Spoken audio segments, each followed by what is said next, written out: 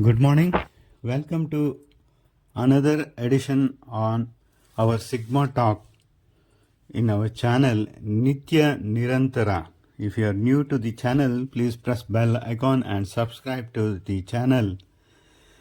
Looking at the number of subscribers, it gives motivation to do the best. If you like the contents of the channel and the video together, please do share it with your friends, relatives, social platforms, and everywhere. Don't forget to like the channel. Most importantly, give the feedback to improvise.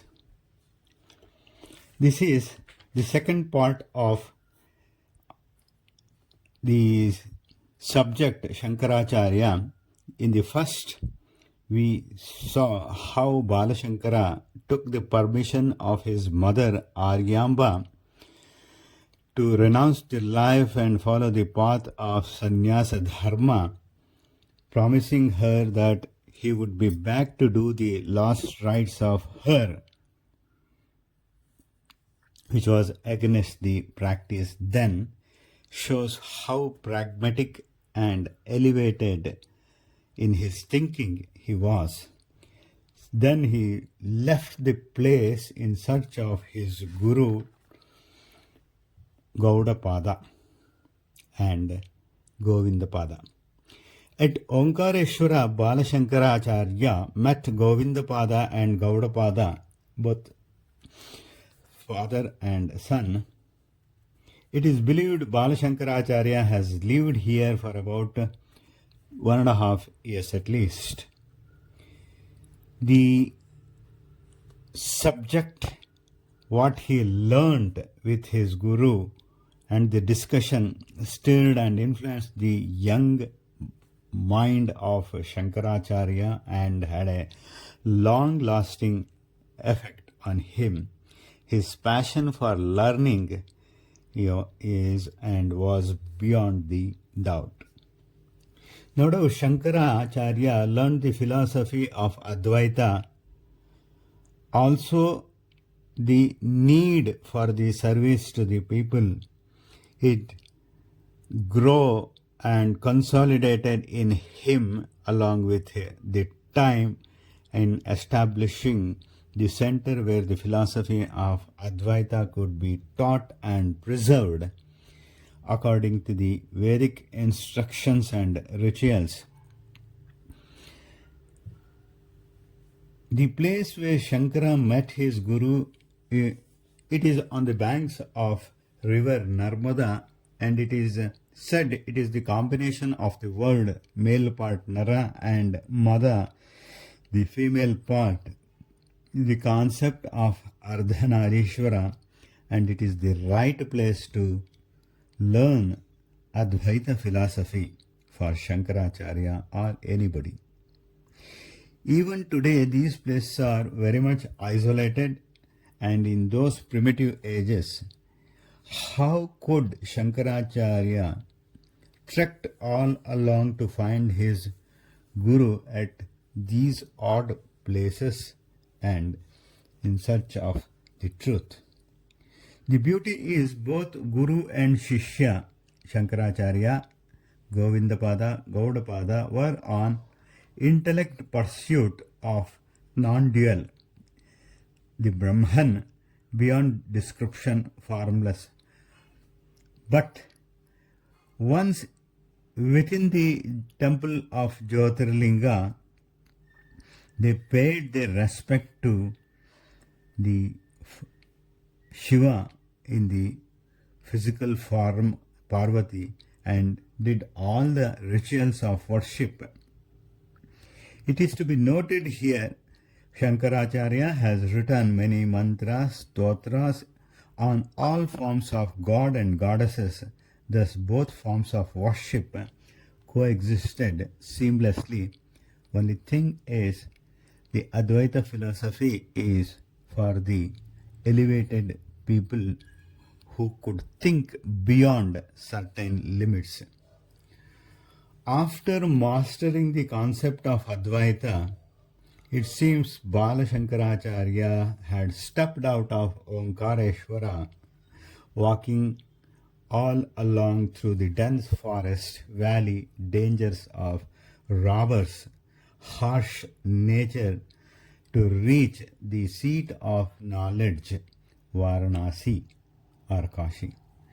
It is here where he gave the Bhashya on Brahma Sutra, commentary on Bhagavad Gita, Upanishad, and others, going through sharp discussion with the learned one.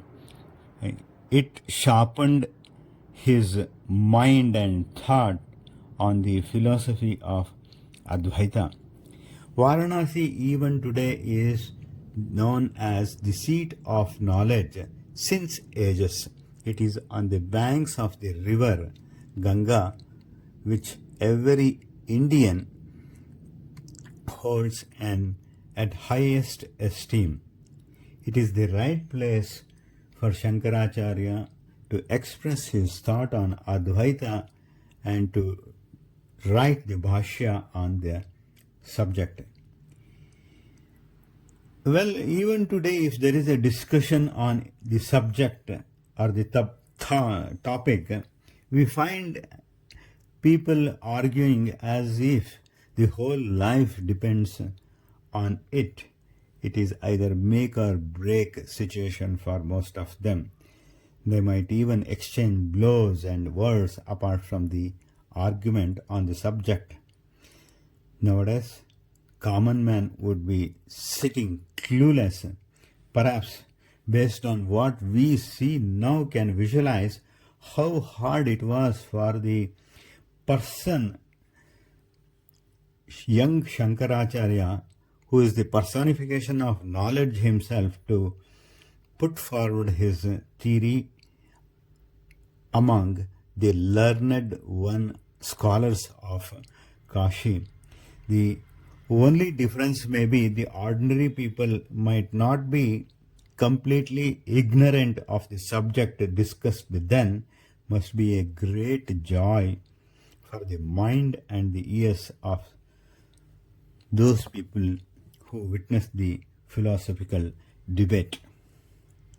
There is no evidence as to where Bala Shankaracharya lived and spent his times and what all the other activities during his stay at Kashi, but there is a temple of Sharadamba and Ganapati here with an idol of Shankaracharya himself. Could be the place or just be a place where he stayed, but nobody can say with certainty. In Varanasi, three important things happened for Shankaracharya which changed and formed the belief of Advaita, what he was propagating. First is the meeting with Chandala, one of the lowest form of occupation, in terms of occupation, not in terms of the caste.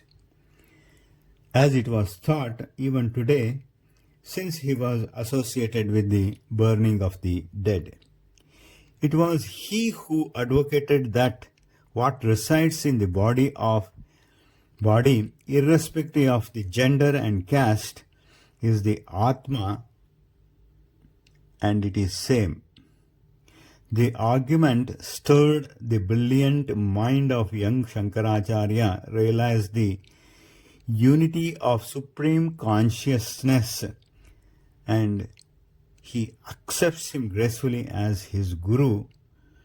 The greatness of any elevated soul is this, and he writes after this incident Manisha Panchaka. Many people with the biased mind may put forward the theory of caste system looking at the encounter of Shankaracharya with Chandala, underplaying the wisdom of the Chandala. Here we have no reference of the people of that time in Varanasi outcasting Shankara for his acceptance of Chandala as his guru. I may be wrong, but my firm belief is definite no. If you look the other way, even the lowest of the low who had no chance of learning methodically were equally brilliant and intelligent. Hence, Kashi was rightly called the seat of knowledge. Anyway, Shankaracharya rejects the man-made socio-economic hierarchy and goes ahead with his theory. Next is the composition of Bhajagovinda, where he says with firm hand and mind that what is more important in the life is devotion in any work. With the age, one should detach himself from the worldly life and or practice it in every day's life, as the death is a surprise visitor.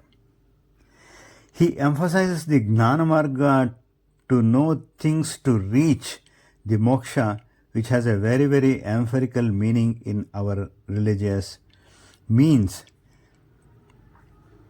the liberation from the cycle of birth and rebirth, death, everything.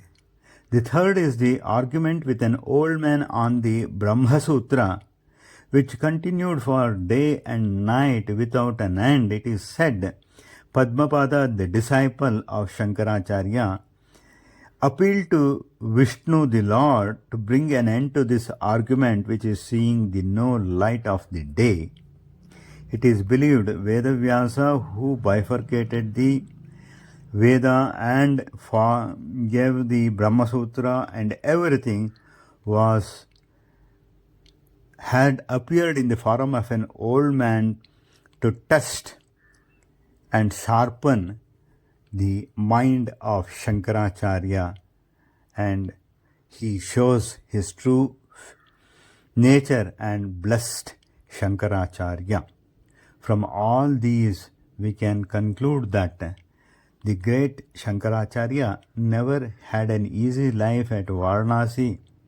He had a great fight with learned people in establishing his philosophy and won the heart of the people at Varanasi with his command over the subject and bhashya.